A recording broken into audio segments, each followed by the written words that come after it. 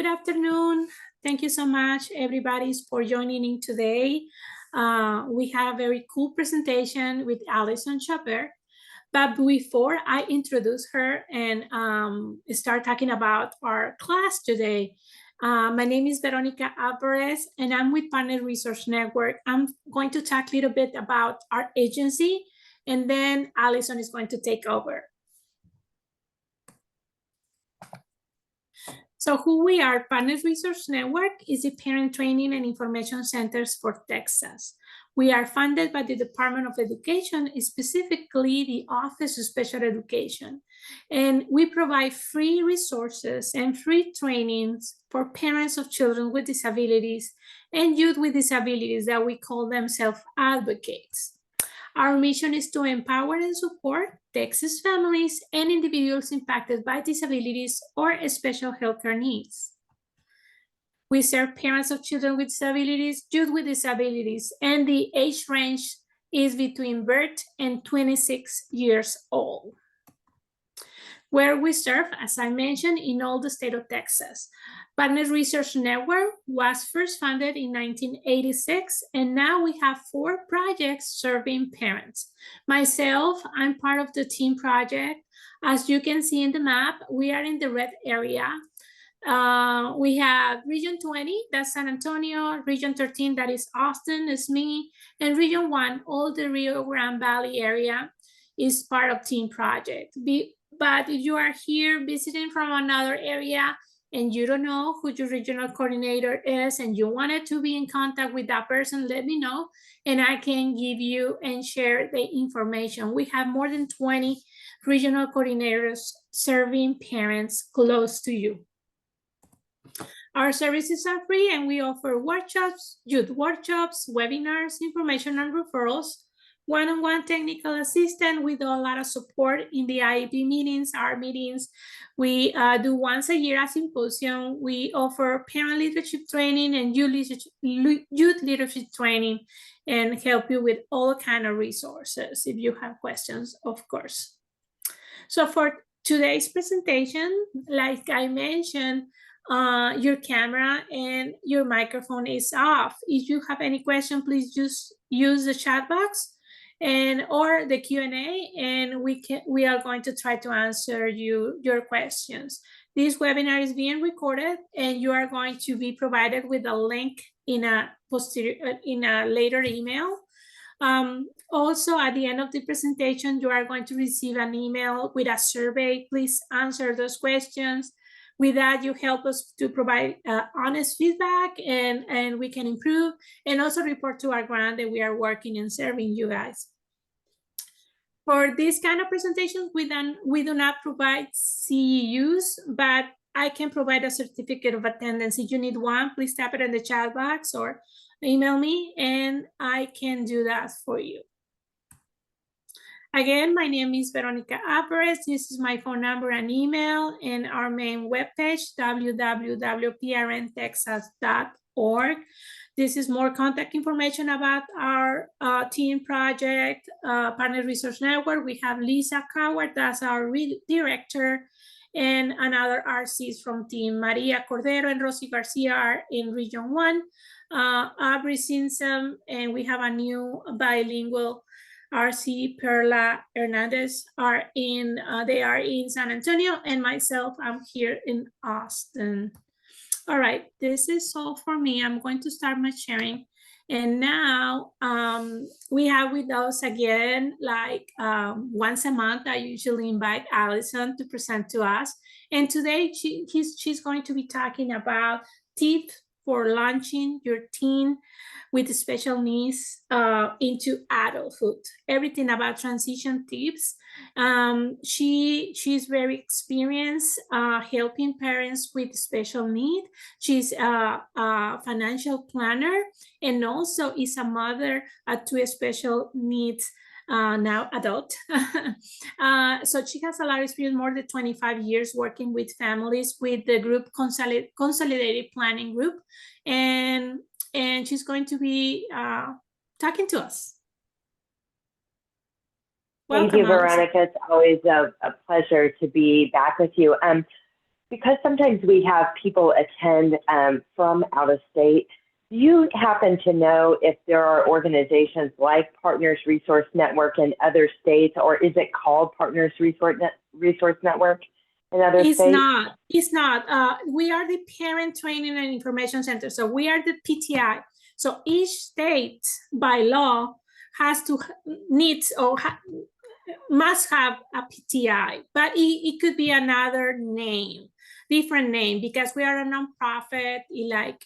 Every 5 years we compete to win this grant kind of thing. It's the same in other states. It could be a different. It will be a different name, but if you don't know what the PTI is in another state, I can help you to find out which one is it. Yeah. Awesome. Thank you for that. So as she said, we are in webinar mode, which means that we can't see you or hear you, but we are glad that you're here with us today. And so we do take questions throughout. Veronica's going to be monitoring the chat box for me as we're presenting, so put your questions in there. If you've got one, somebody else probably has the same question, so don't be shy. We all learn and grow from the questions that people ask. So I'm Allison Schaberg, owner of Consolidated Planning Group. Consolidated Planning Group is a holistic special needs financial planning firm. We're nationally certified as Social Security advisors and members of the Special Needs Planning Academy. We help people set up protection plans, lifetime care plans. We work a lot with transition planning, help answer questions like how much do I need to fund a special needs trust. We help people set up ABLE accounts, which will help preserve eligibility for state and federally funded programs, which we'll talk about that. We do a lot of advocacy by way of our webinars. These webinars, as she mentioned, I am a mom to 4 and have basically 3 with disabilities, all adults. And what I found is that transitioning into adulthood was scary. That senior year, they're coming around the bend, turning 18, and you have like this flurry of activity in your mind of all the things that you have to do and all the things that are changing, and things are moving fast. And what I would say as a parent, I've always been an advocate over, around it through. I call it the relentless pursuit of information on how to help these kids, or how to get them the resources that they need to have the most successful life that they can have. And what I would say, this is one of our favorite presentations, because what I would say as a parent is, when I was transitioning with my kids, I know this stuff. I eat, sleep, and breathe this. And what I will tell you is it was difficult. It was hard. So if you feel overwhelmed, or you feel like sometimes you just want to cry, or sometimes you just do because it's so much, it's totally okay. And you're not crazy. It is hard. So I'm glad you're here, and we're happy to help. There are over 263,000 financial planners in the United States, which is a lot. But the bottom line is fewer than 0.1% are nuanced and special needs.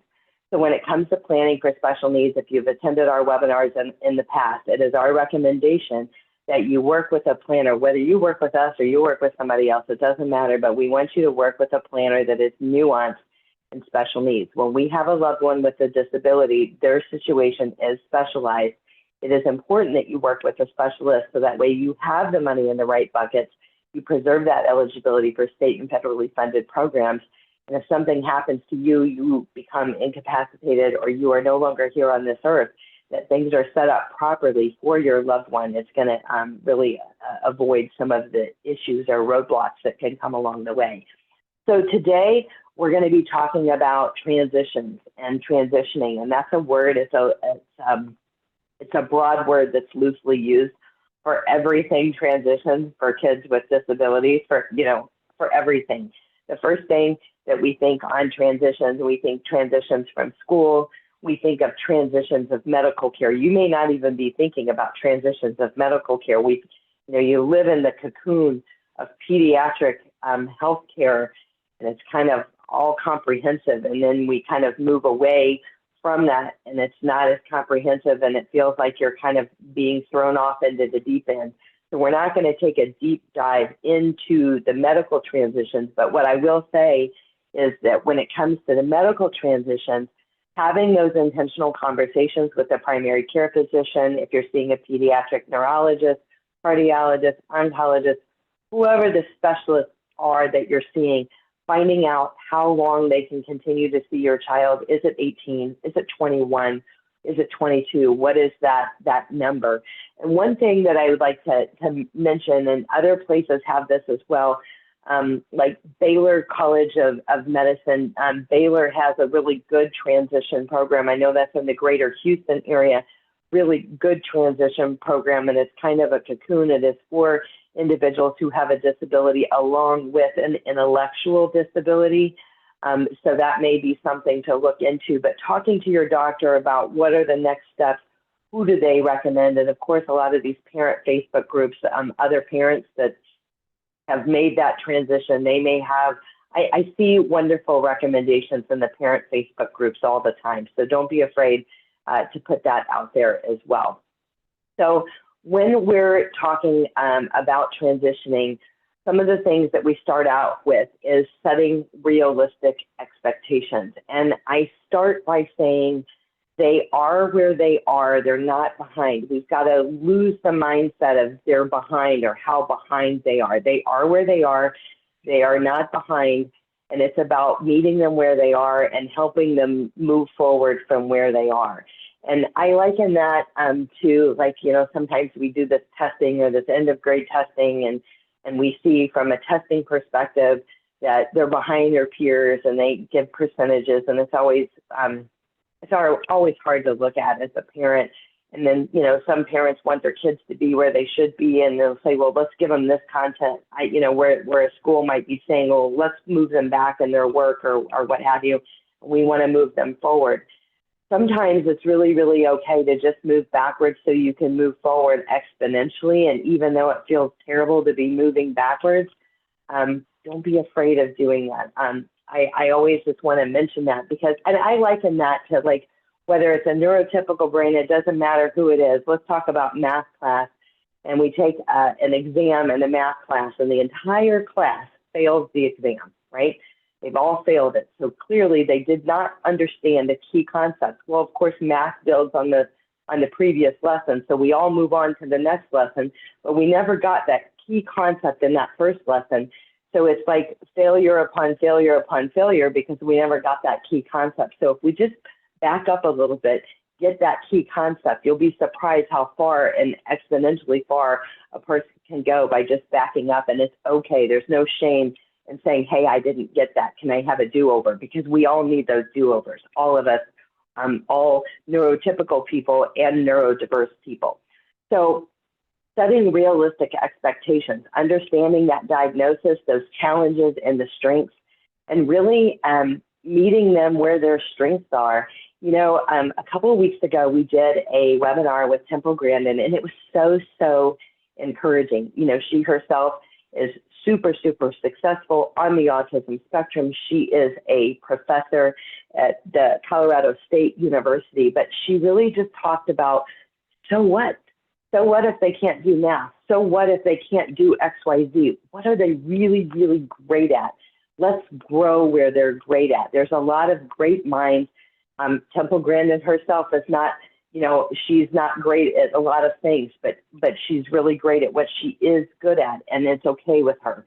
So go back and look at that, and that's going to be on the Consolidated Planning Group YouTube channel. We've got that in the chat box. It'll be in our slides as well. But if you ever need a dose of encouragement, if you're ever having one of those days and you just need a little encouragement, go watch that. So what is the path? Is it a non-traditional path or is it a traditional path? And what is traditional anyway? Is a traditional path that they're going to leave the public school and they're going to go to higher education, maybe at the community college, university, what have you.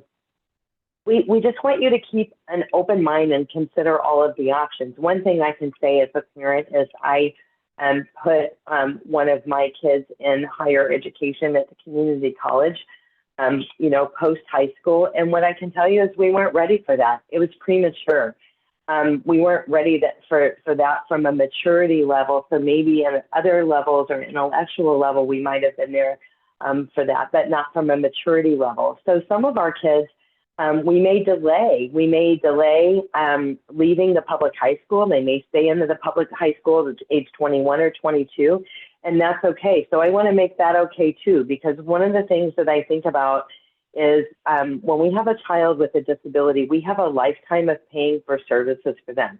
So if you have a child that's in the public school or in a private school that offers a transition and they're thriving, they're doing well, they're liking school, they're learning, maybe they're behind in the maturity level, maybe they're behind in the academic level, there's nothing wrong with them staying though 21 or 22. As a taxpayer, it's covered. And if they're thriving and growing and maturing, it's a good thing. So we think about trade schools, community college. Sometimes people are just going to go to work, and that's okay. Maybe they want to go to work for a while. You guys may have heard of vocational rehab. We are domiciled in Texas. We do work all across the United States, and we do recognize that we have people that attend these webinars all across the United States. So I do want to mention that vocational rehab is a thing in every state in the United States, and vocational rehab is for an individual with a disability who has impediments to employment.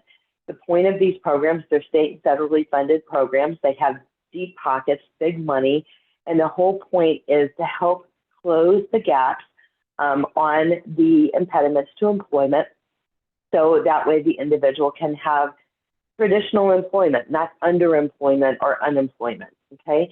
So VR is, these programs are, a lot of people are surprised to know that VR can start as early as age 14. So if we're thinking about transitioning, whatever, some people are here because their kid's 18, maybe they're 21 or 22 about to leave the public school. Some people may be here because their child is 14, is a freshman in high school, and they want to get ahead of the game. So thinking about these things and understanding that you can get them in VR as early as 14 is a great thing. There are also such things called registered apprenticeships. These are going to be through the Department of Labor. You can check these out. They're pretty cool. The kids can get paid while they're on the job, while they're learning. There are specific apprenticeships for individuals with disabilities, so do check those out. When we're thinking about trade school or community college or the university, think about capacity. What can they handle? You know, a full course load for higher education is 12 credit hours for an individual with a disability. The Social Security Administration calls that 8 hours. But what does your child, what are they capable of doing? Should we dip our toe in first and think about one course? All of the community colleges and universities have basically an introduction to university studies, and I'm probably not calling it the right thing. They all call it something a little different. But it's basically a course for an individual to dip their toe in to get an idea of what it is to be a college student. It is a 4-credit course, and how to be successful in higher education. So that might be a good course. That might be a course that might be worth taking over a summer sometime. Thinking about living at home versus on campus. Some of the other things that we think about is delaying a driver's license. I know that a lot of our kids are interested in driving, and a lot of the parents are really concerned and worried about that. So one of the things that I wanted to tell you that I did with my kids, and you can do as well, you know, all of the hospitals all across the country. So basically people have strokes, right? And after a person has a stroke, then they have these simulators in the therapy department. So it might be PT or OT. And they have a simulator that a person can go through, and they do this like 56-point testing to determine by computer if they are safe to get back on the road, if they have the faculties necessary to be successful as a driver. So that was the first step that we took as parents. We went to the local place, and we here Memorial Hermann for the Greater Houston area, I know does that type of testing. It's typically covered by your insurance. Once we passed that test with flying colors that yes, we could be safe, what we did is we hired a disability behind the wheel driving instructor to help work with our kids on how to drive, taking into consideration their disabilities and how their disabilities may affect them. So it is possible. It may be several years down the road. I mean, it may not be 16 or 17, maybe it's age 25, but just know that there are disability driving training programs, behind the wheel programs. The hospitals do the simulator at the facility that'll give you a report to let you know if your child is safe or not. And then with that, you can go ahead and get their permit, and then you can get behind the wheel training by a disability driving instructor.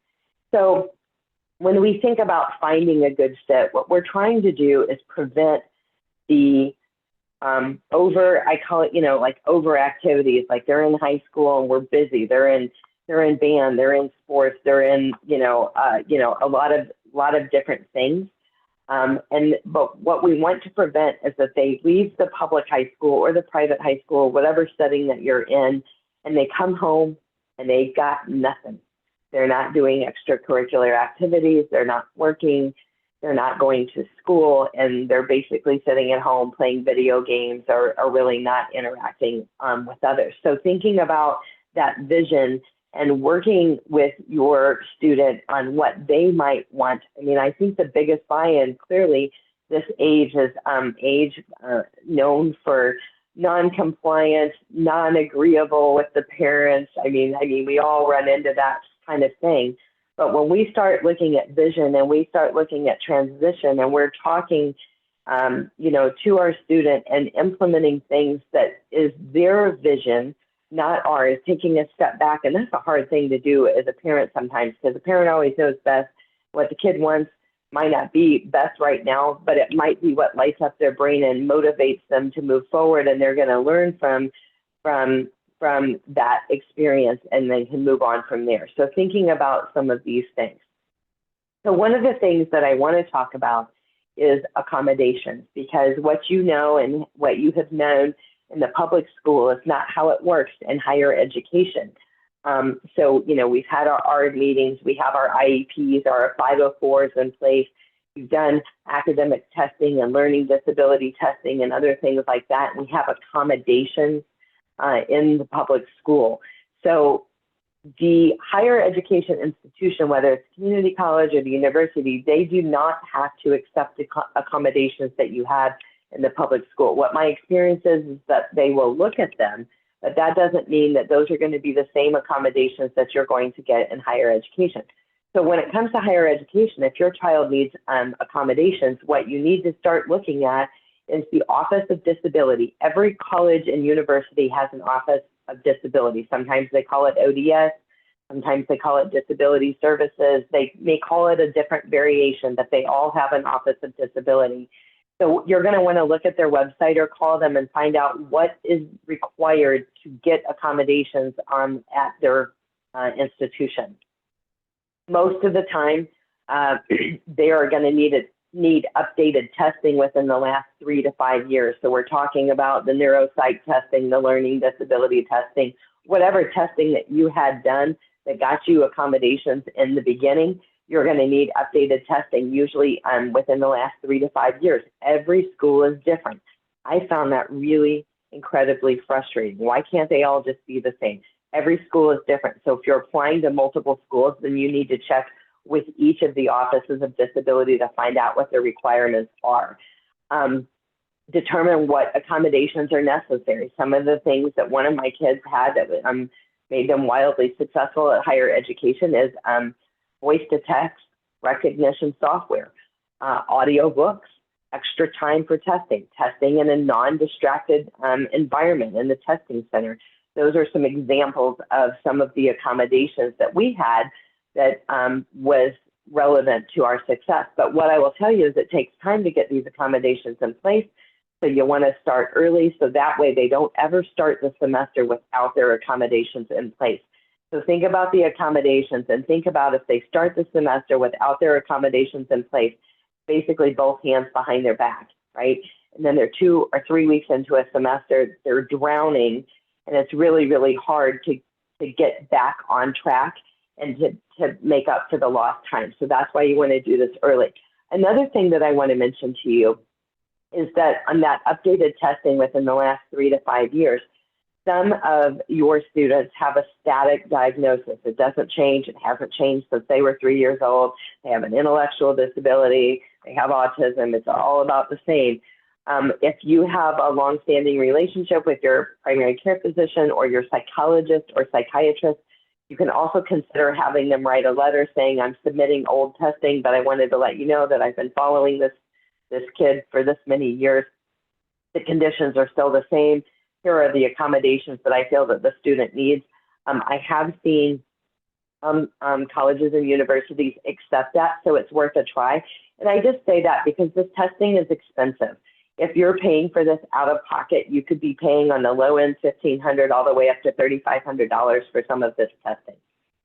Some of this testing, if your child is in vocational rehab, some of this testing is done initially within vocational rehab, and vocational rehab covers that. So just keep that in mind. The FERPA will be needed to release information. This is a federal law.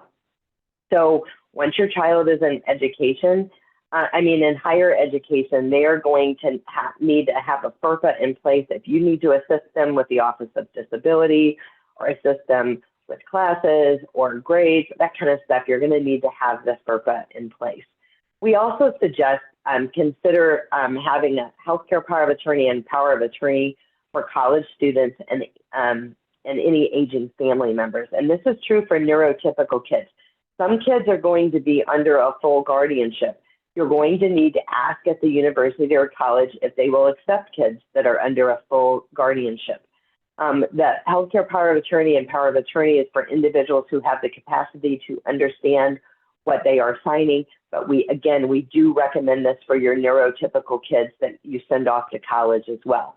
So let's talk about the SAT, ACT, AP exam, college courses, graduate level exams. SAT and ACT. So the SAT and the ACT are tests that are offered through the public high school. If your child is going into a certificate program or a license program, they don't have to have the SAT or the ACT. If your child is going in through the community college, they don't have to have the SAT or ACT.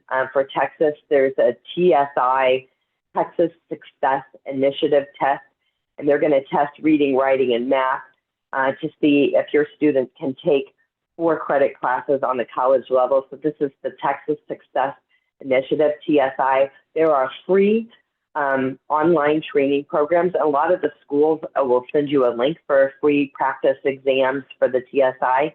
There are paid for TSI practice programs. I've done both with my kids. I personally think that the paid for ones are better. So again, it's reading, writing, and math. And so the thing is your child may not pass math, but they may pass reading and writing. So then they could take college level courses, 4 credit courses with reading and writing, but they got to pass that TSI in the math, and you can keep working on it, and that is okay. The other thing is you should know that a lot of students, neurotypical students, a high percentage, I don't know the number, but it's high, don't pass the TSI. Or they may not pass a particular section in the TSI. And the worst thing that can happen by not passing the TSI is that you take a non-credit remedial class to get them up to speed on that. Okay, so they have non-credit remedial classes for reading, writing, and math to get them up to speed, and those are okay as well. So ACT and SAT, they also offer accommodations for testing. So you're going to want to work with your guidance counselor at your school. If your kids are homeschooled, you can contact SAT and ACT. They have a website, and on their website, they have a section for individuals for accommodations. You can type in the search bar on their website, accommodations, and it will take you to the page and will give you what paperwork needs to be submitted to get accommodations for the SAT and the ACT.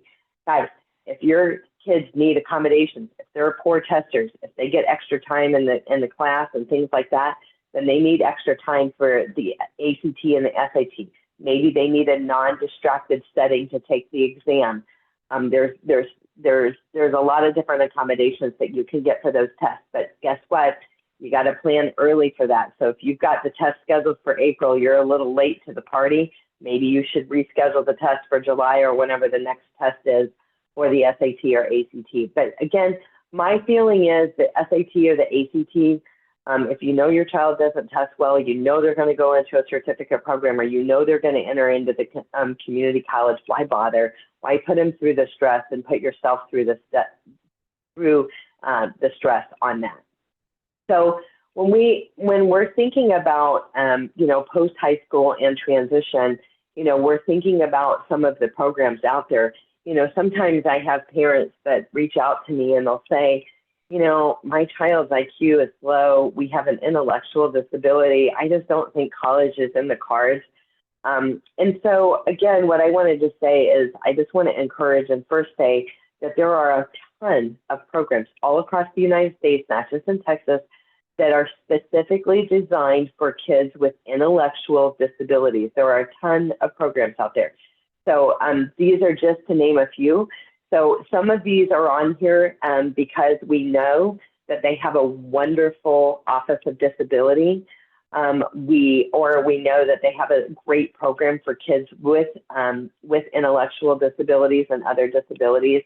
Some of them are just great schools, and like I said, they're just known for working with people with disabilities. So there are options out there, and it is true that some of our kids may not be mature enough right now, but that doesn't mean that they may not be mature enough. They may have a gap year, or they may do an apprenticeship or do something else, and they may be ready for that in the future. So think about that.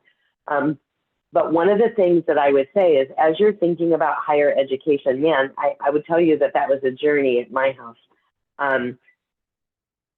First things first, you got to think about, what does the kid want to do? What are their interests, and what schools have the programs that your child is interested in? So that's the first things first, and then narrow the schools down that way.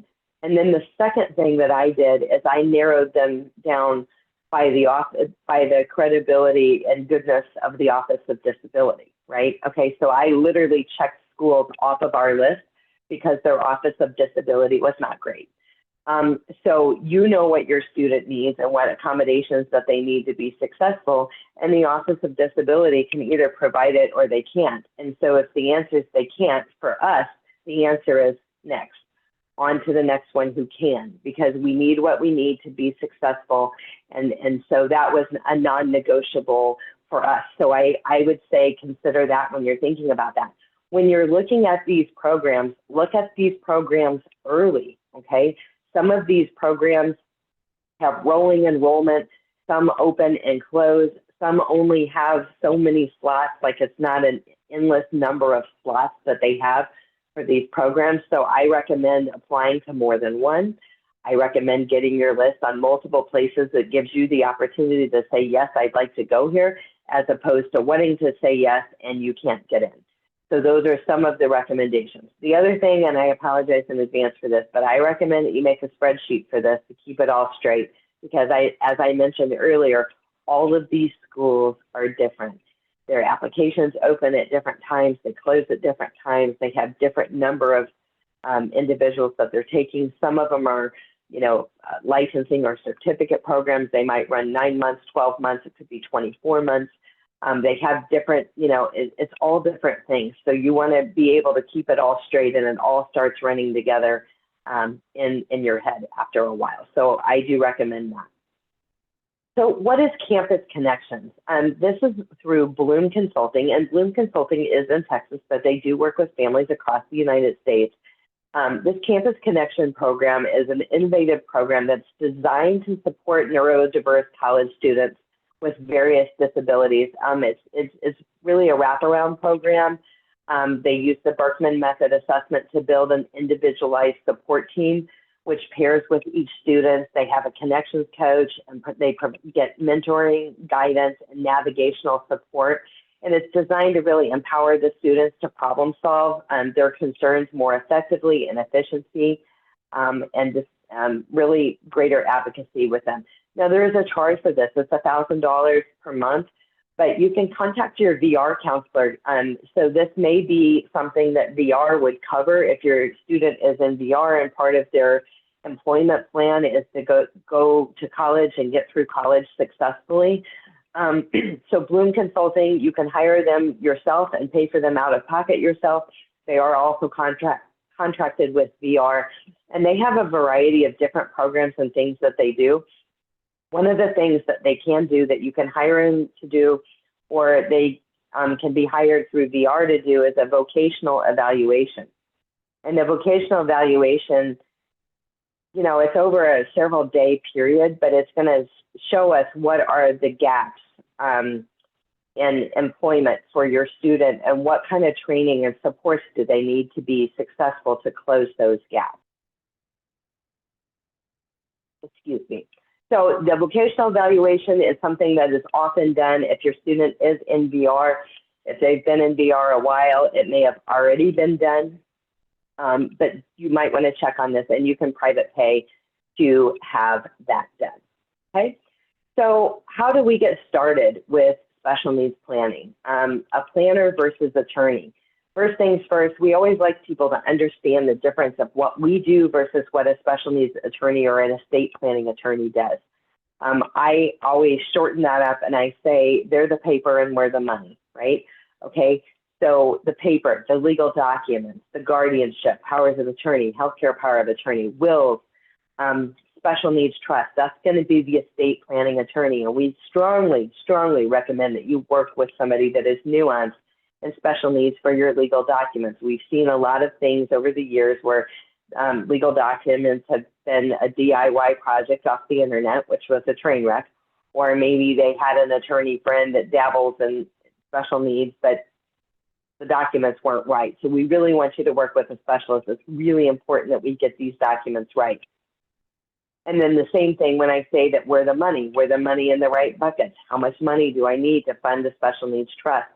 Who's going to care for my child when I'm gone? How are we going to fund that care? Making sure that we're preserving eligibility for state and federally funded programs, or all of that department. So work with the experts, build your team.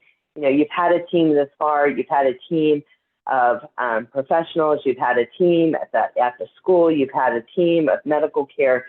And so it's no different than the team that you've been building all along, just adding to that team.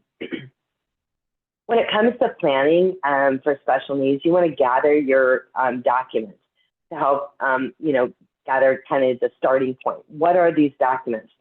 These are going to be any of your legal documents, any of your financial documents, your Social Security statement, full earnings records, stocks, bonds, mutual funds, any type of protection that you have in place at work, like life insurance, disability, long-term care. Could be outside of work. It could be through your employer, your health insurance. These are some of those planning documents. We do a whole presentation on a letter of intent. A letter of intent, I liken it to a family love letter. It'll help someone that has to step into your shoes when you're incapacitated or no longer here on this earth. This letter of intent, we have a 20-page template basically that will help you put your letter of intent together. And this is for somebody to pick up when you no longer can, to know everything that there is to know about your loved one with a disability. And I often say as a parent, I have forgot more about my kids and their needs with a disability than anybody will ever know. Okay, and that's the truth for you as well. So just remember, just because it's in your head and you act like a robot, you know this stuff backwards and forwards, somebody else doesn't. So this letter of intent is all the information about your kid. Where were they born? What county? What schools have they attended? What are their diagnoses? What meds do they take? What doctors do they see? What legal documents are in place? What public benefits are they getting or have they gotten? You know, what are your religious preferences? I mean, there's so many things that go into this letter of intent. But what I love about the letter of intent is that there is free space at the end of it where a parent can really just share their heart of what I really need you to know about my child is this. This is really what makes them flourish, and this is really what makes them shut down. This is the things that you really, really need to know. And this is the things that if I couldn't speak this, I need you to know. It's really, really important to me. And then the last thing, before we get to some questions, is consider your vision. Think about your vision of the future for your family and your loved one, but most importantly, think about the vision for yourself. I never have to tell parents that have kids with disabilities that you should think more about your kids. It's all you think about. All you think about. You eat, sleep, and breathe this. But what we often do is we put our own needs and wants and our own future on the back burner for the benefit of the kids, and there needs to be balance on this. This is the marathon, not the sprints. When we have a kid that's going to have care needs for the rest of their life, they don't sail off into the sunset like your neurotypical kid, get married and have kids and all that kind of stuff. You've got to think about short-term and long-term. What is the vision of your retirement that you had hoped for yourself? Do you hope to travel? What is it that you wanted to do? Did you want to volunteer or get involved or get doing something that you never had time to do? There's got to be balance in that, because what we have found is that caregivers that don't have that balance, there's caregiver burnout, and you're not able to perform the duties that you once did as a caregiver for your child, or your health suffers as a result of that. So thinking about that balance is important. Veronica, talk to me about what questions that we have right now. Yeah, we have, we have two questions very similar about, they are asking about the special needs attorney. If you have a list for in the area of San Antonio and also in the area of Dallas Fort Worth. Special yes, needs we have attorneys. Yes, for sure. We have recommendations for all across the state of Texas for attorneys that are nuanced and working with special needs. So we absolutely provide that. And we think it's really, really important. When it comes down to it, we have a list and we don't care who you meet with on the list. Once we've met with you, then we'll have a better idea of who might be a better fit specifically for you, for your family, and kind of what's going on. But we definitely do have a list because it is so critically important to work with a specialist.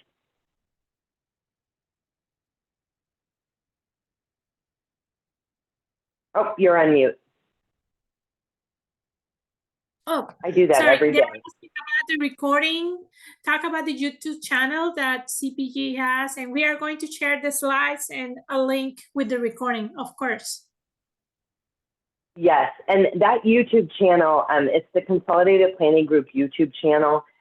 There are over 400 webinars on there on every single topic that you could possibly imagine. We have it on guardianship and special needs trust and applying for SSI and Medicaid. And what if your child is working and getting SSI? We have every topic you could possibly imagine is out there. We have them labeled in such a manner that you can search the topic, kind of for the trail that you're on at that point. Sure. Someone from Cypress, Texas. Where can I find a list of resources to build a team of experts? Cypress is from the area of Houston. So, we provide a lot of lists and resources when we're working with a family. It just depends on the needs for your loved one and kind of what the background is. And it also depends on the planning that you have done so far. I seem to be having connection issues. Can you hear me okay, Veronica? I can hear you, but the presentation is not up, and your camera, I cannot see you. We only can hear you. Okay, give it just a second. I think it'll reconnect. Most of the time it reconnects. I'm not sure. We're having a weird weather day here today, so there may be something on that. I will continue, and hopefully the screen will kind of reboot in just a moment. You want me to share your presentation for you? I can go to my email. Let me have it. Keep talking. Yeah, and I think it's okay. We can keep moving. I think it's let's see. Try this one more time.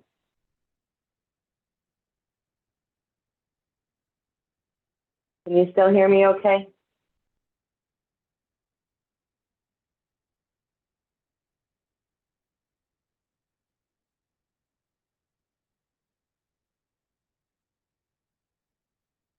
Veronica, can you hear me okay?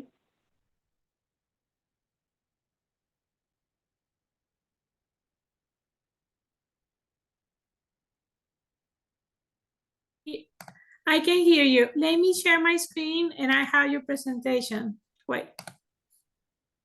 Okay. I have it up.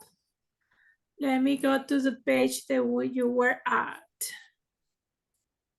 Okay, yeah, I'm planning for the future. So, Planning for the you future. know, Okay. yes, and I just wanted to address the other questions. You know, we help people get connected with the various programs. Maybe it's VR, maybe it's Workforce Solutions, maybe it's, you know, Summer Earn and Learn, also known as SEAL. There's, you know, the PRES, the pre-employment training services. We provide lists of higher education. We provide lists of residential housing. We provide lists of transition programs and things like that. So we definitely do connect the families that we work with those types of resources. Did we have any other questions before I move on? Sure, let me see. Oh, sorry guys, with the technical problems.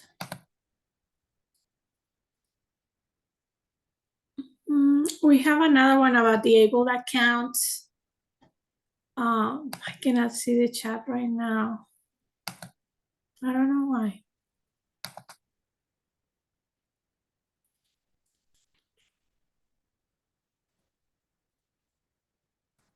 Well, I will continue. I'll continue on, and then any questions that we can't get. I think it's a weird weather day. We usually don't have technical difficulties, so I do apologize for that.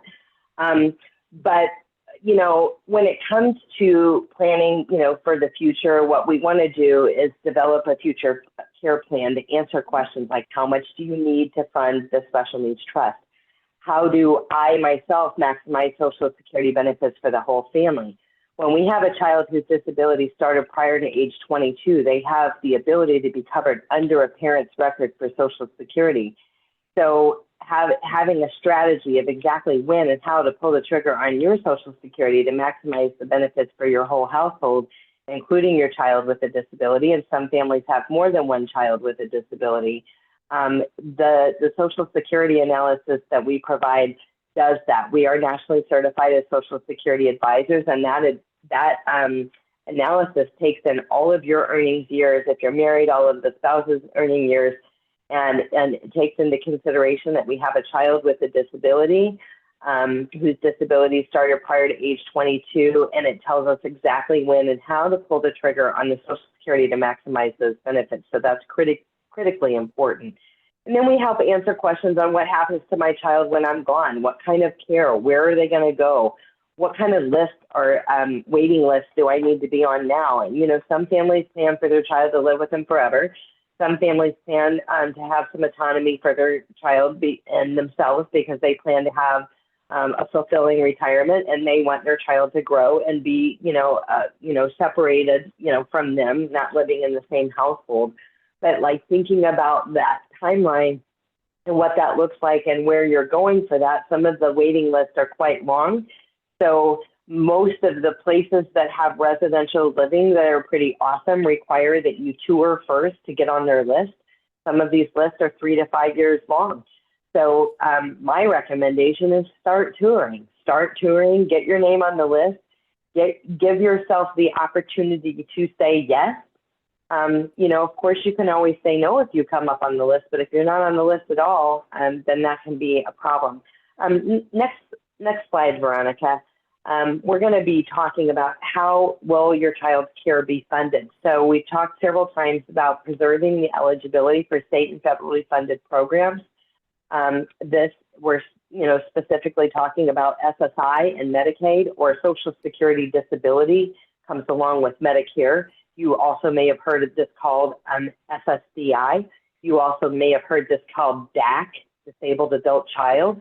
You also may have heard this called CDB, Childhood Disability Benefits. So if you ever wonder why you feel crazy, it's because they throw around all these acronyms that sound different, but they're the same. And then they have other things that they throw around that sound the same that are completely different programs. So your confusion is well-founded. So don't worry about that. But again, we have complete presentations on our YouTube channel, the Consolidated Planning Group YouTube channel, on SSI and Medicaid, Social Security, Disability, and Medicare, how it all works. So you can watch those, and a lot of people rewatch them because it's a lot of information. So we want to make sure that folks establish a special needs trust for the future care of your loved one. SSI and Medicaid is a resource-based program. So you have to have resources less than $2,000 in an individual's name. So you may have applied for SSI before and got denied because your child was under age 18 and you had too much money. Once your child turns 18, it's based off of their income and assets, not yours. So we want to make sure that they don't have more than $2,000 in their name outside of an ABLE account or a special needs trust. If the money is in an ABLE account or a special needs trust, it will not be counted against them for SSI and Medicaid purposes as long as that ABLE account has less than $100,000 in it. We have complete presentations on the ABLE account and what you can do. But ABLE account is under the tax code 529A. It's subject to the gift tax exclusion each year for 2024. That number is $18,000 per year.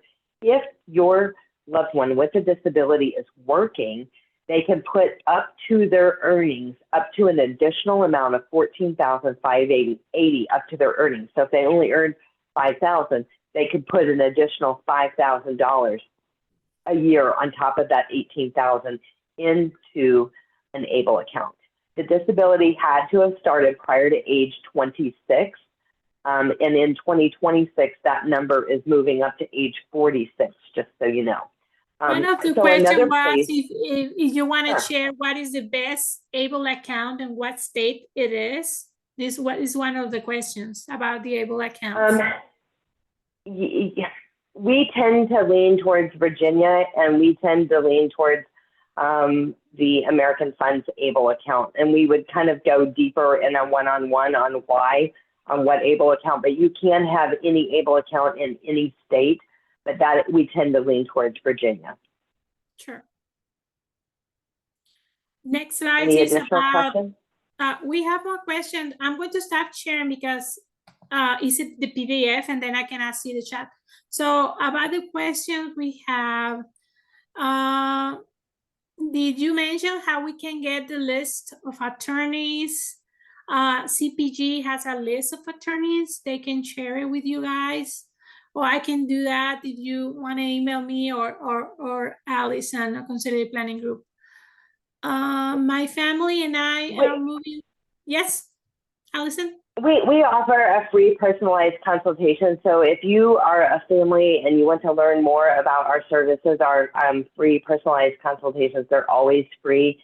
We can have a better understanding of what it is that you're looking for. We'll share with you more about how we work in the various doors that you can walk through with us. We will share the letter of intent. I will have Meredith send you the letter of intent, Veronica, and you can send the letter of intent template out to everyone today. But we typically don't, just blanketly share a list until we have a better understanding, because each family's needs are a little bit different.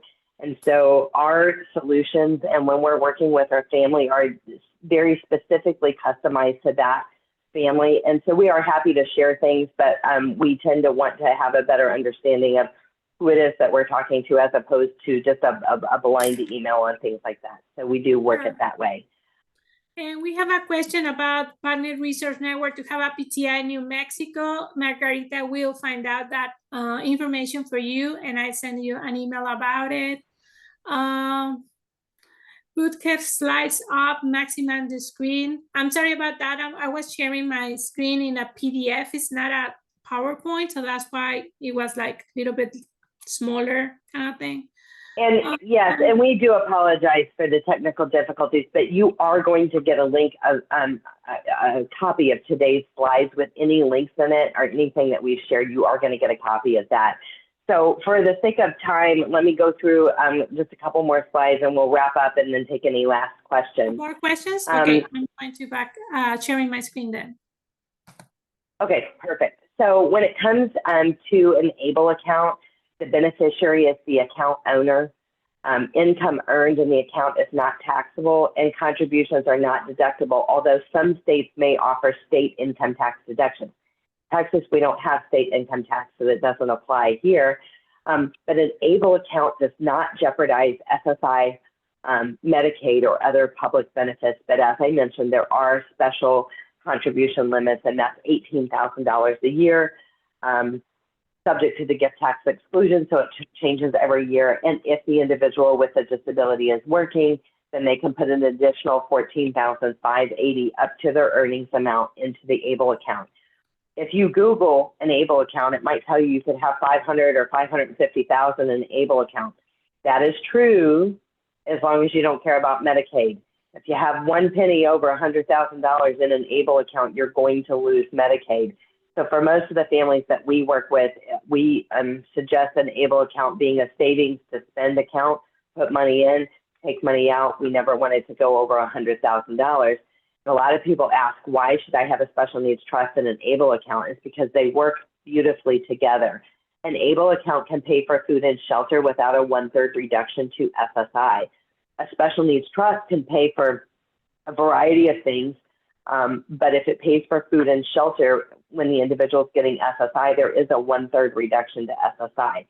So basically, if it can be construed as achieving a better life for an individual with a disability, you can pay for it out of an ABLE account.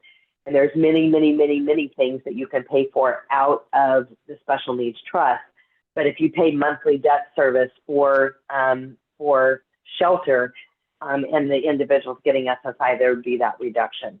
So when do I need a special needs trust and guardianship? We have entire presentations on our YouTube channel about this. The special needs trust is going to preserve benefit eligibility while providing resources for the benefit of your special needs loved ones. The guardianship process can begin 6 months prior to the child turning 18. Higher webinars on guardianship. There is guardianship, there is partial guardianship, there is alternatives to guardianship, such as supported decision-making agreement, power of attorney, healthcare power of attorney. And what I just want to tell you is you don't have to know what you need when you go to sit down with the attorney. The law says the least restrictive, most appropriate for the individual. They use the word ward, W-A-R-D, but least restrictive, most appropriate for the individual. And so, you know, some people want to do a supported decision-making agreement, power of attorney, and healthcare power of attorney, but your loved one may not have capacity to understand what they're signing. So it's going to depend on their IQ. A lot of attorneys will not have them sign a power of attorney or healthcare power of attorney if they don't have an IQ above 70. Some attorneys are a little bit different, but just knowing what those options are, there is a such thing as partial guardianship. A full guardianship is going to take away their right to drive, vote, and marry. Partial guardianship may give the parent rights over where they live and education, health care, things like that. But again, working with a qualified attorney on this will be necessary. And you can start the process 6 months before they turn 18 so that the guardianship can be in place when they do turn 18 or really, really close to that. So transition and residential programs. So this is a list. This is a partial list you guys are going to get in the slides, and it has links. But these are transition and residential programs across the state. They're all across the state, and there's a much longer list. But these are some programs that might be worth looking into and touring or getting on their list. And thinking about. And the other thing is as we're thinking about transition, and for the families that are thinking that they want their child to live with them indefinitely until they can't, think about how your child might feel if they lived with you, for the next 25 years, and then you pass away, and then everything they've ever known is gone. Where they've ever lived is gone. The rug is pulled out from under them, and now they find themselves in a residential living facility, and they hate it. They're upset.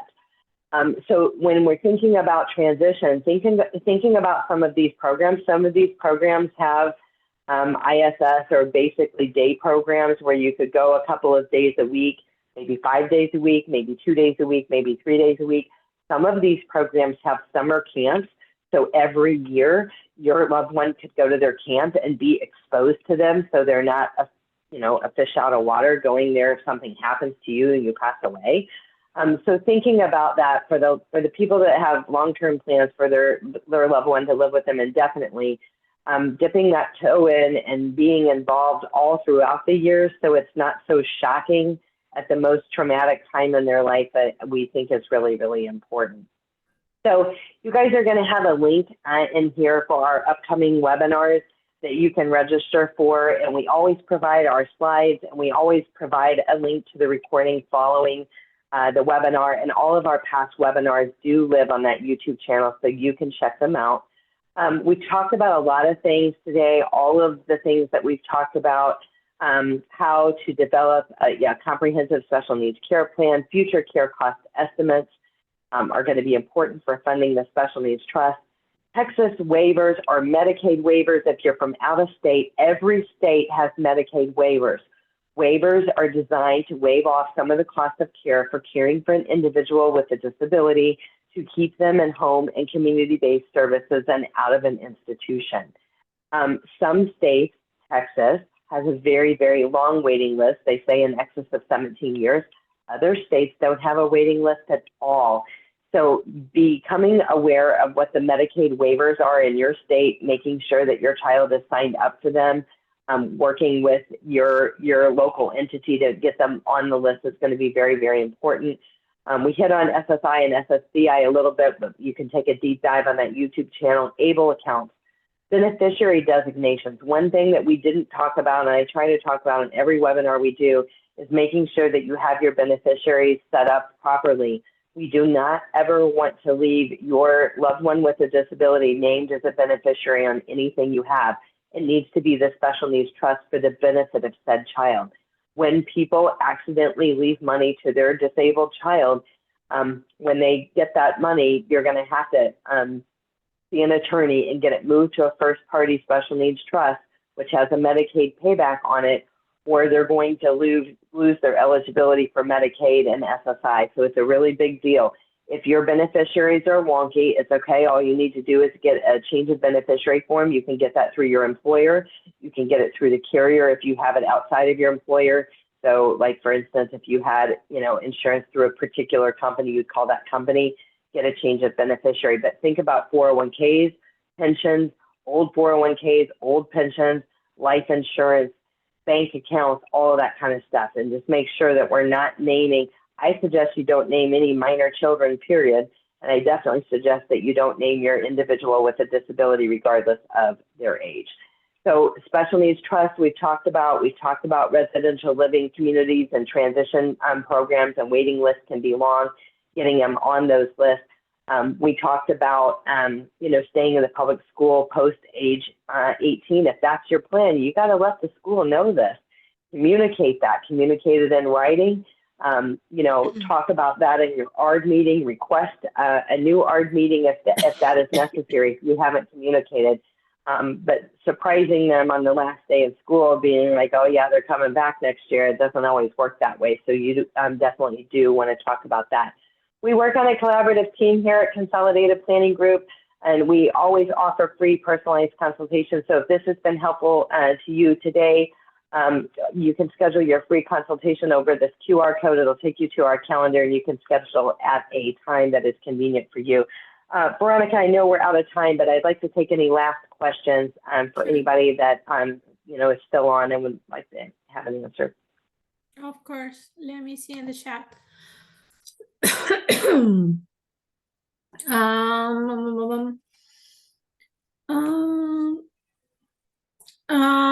There is a person, Bianca Galvan.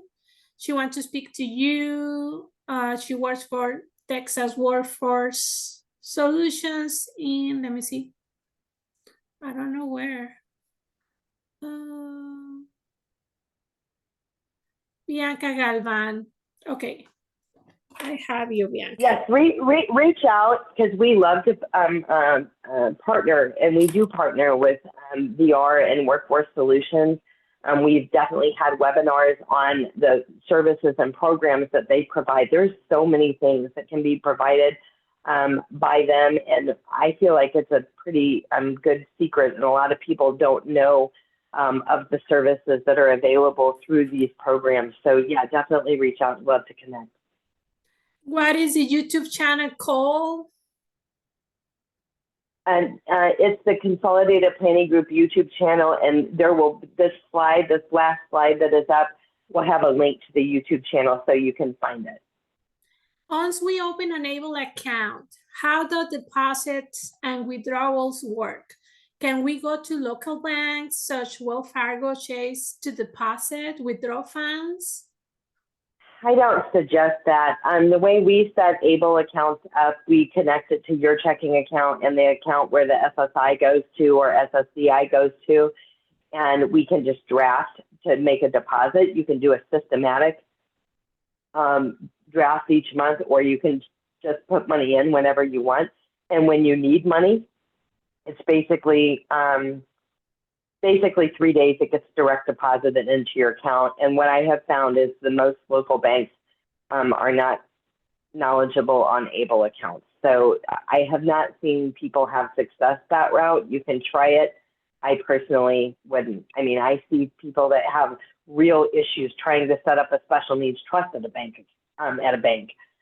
So I wouldn't go down the highway with the ABLE account. Who do we contact in Texas for ABLE accounts? That is something that our firm helps with. You can have an ABLE account anywhere in the U.S. We help people set up ABLE accounts every day. Sure. How can I set up an appointment to better understand the services offered? With the we have the code there. QR. Mm-hmm. Yeah, the QR code here. If you take a picture of that QR code, it's going to take you to a calendar link, and you can schedule yourself a free initial consultation. And then our contact email address and phone number is on here as well. So if you'd like to call and set an appointment or email and set an appointment, then we can get you scheduled for sure. All right. Madison are asking for a certificate of attendance. I will email that to you, Madison. Iona, would you willing to share the recording or the hand or only the handout? You are going to have the PDF, the handouts, and a recording of today class. All right. And we're also going to send the form fillable PDF of the letter of intent as well. Oh, so we're going to send that as well. Okay, I will ask you guys. Are your services covered under the VR services, Allison? Our services are not covered under the VR services. No, we do not have a contract with VR. I know Bloom Consulting, many organizations, not really the financial ones, are covered under VR, depending on what type of therapies or services that they provide. Many things are covered under VR if it is in line with the employment plan. It's an individualized employment plan for your student. So if it's in line with that, then there's a lot of things that can be covered. And I'm not the decider of that, but you would have a VR counselor that would work through that with you very specifically for your specific loved one. Thank you so much, Allison. And guys, so sorry about the technical difficulties that we had today. But you guys, like we mentioned, you are going to have the handouts, the letter of intent, and the link to the recording. Thank you so much, guys, for being with us today. And I hope see you in the next one. Thank you, Allison. All right. Thanks, everyone. Take care. Bye now. Bye.